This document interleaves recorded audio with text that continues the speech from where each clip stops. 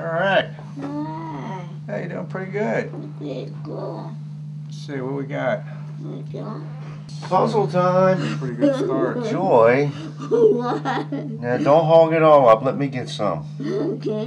Okay, honey? Hi. My sister Joy, they couldn't have named her any better. Joy is Don Dohler's sister, and she's an adult, and she's mentally retarded. As a kid growing up, Joy was someone who was always sort of a magical person for my sister and I. She had her stuffed animals all lined up and arranged, and it was fascinating to walk in and just see all the toys that she had. In Harvester, since we used my house, one of the gang members is kind of looking for somebody. There's nobody around anywhere, and she's looking through the house. And so I thought it would be a neat idea to have her come into this room with all these toys and stuffed animals and stuff, like these two sisters have all this stuff in their room.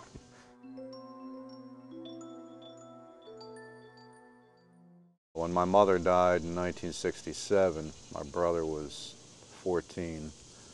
My aunt had never been married, so my aunt took my sister, and my wife and I took my brother.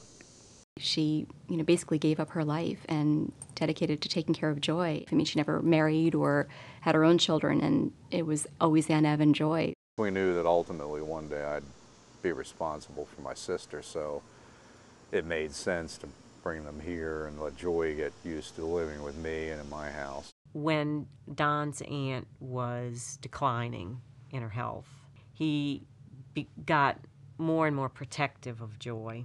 I could see that happening, and he was very concerned about how his aunt's death might affect her, how she was going to handle it. I'm glad everything happened the way it did, because Aunt Ev died, and it was very moving. Nobody ever said to Joy, Aunt Ev died, but when she went to the hospital and didn't come back,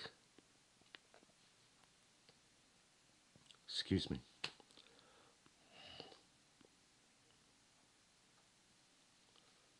I always have a hard time with this story.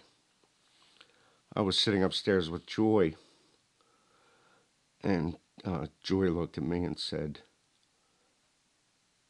"Well, we're going to miss her, aren't we?" And she started crying, and so did I, and I hugged her. I said, "Yeah, but Don and I are here for you." Don and I are here for you. And that is how she said it to me. And it just leveled me.